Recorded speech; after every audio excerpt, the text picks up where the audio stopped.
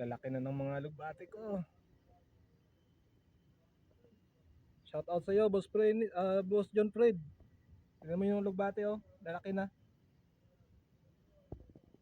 Dami.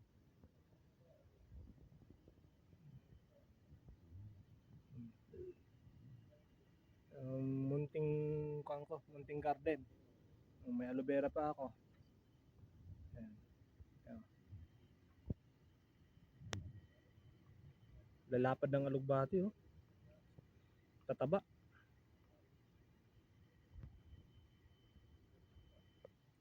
Meron pa tayong bagong tanim.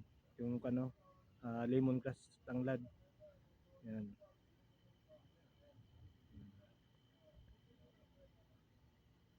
Bira lang kasi sa Saudi merong ganyan. Kaya pag naka chance na merong makitang mga ganyan, kailangan natin kumuha at magtanim rin. Tanglad kung tawagin sa amin sa probinsya. At meron din tayong puno ng sili. Ayan. Pang tinula. Ayan, daon ng sili. Kaso ang problema nito hindi namumunga eh. Panay lang bulaklak. Ewan kung bakit. Ano? O dahil laging sa sobrang init. Sobrang init kasi dito eh. Kaya kailangan laging dilig, nadidiligan. Hirap kasi dito magtanim ng mga gulay sa Saudi pag walang ganong tubig. Yan. Meron din tayong talbos ng kamote. Yan. Hindi ganong mataba yung kamote natin. Pero at least yan, tumubo siya. Yan. May aloe vera din.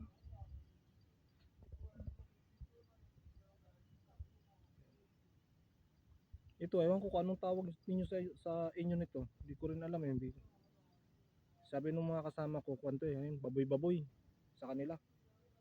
Yan.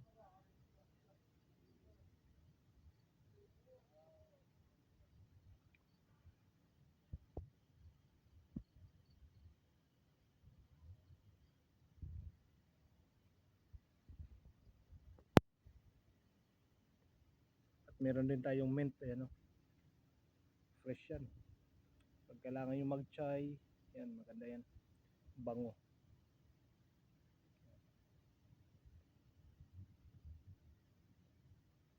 Yan, tubig natin.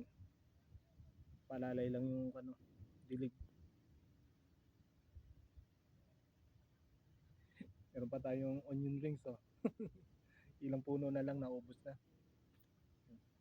Napag-harvest na namin.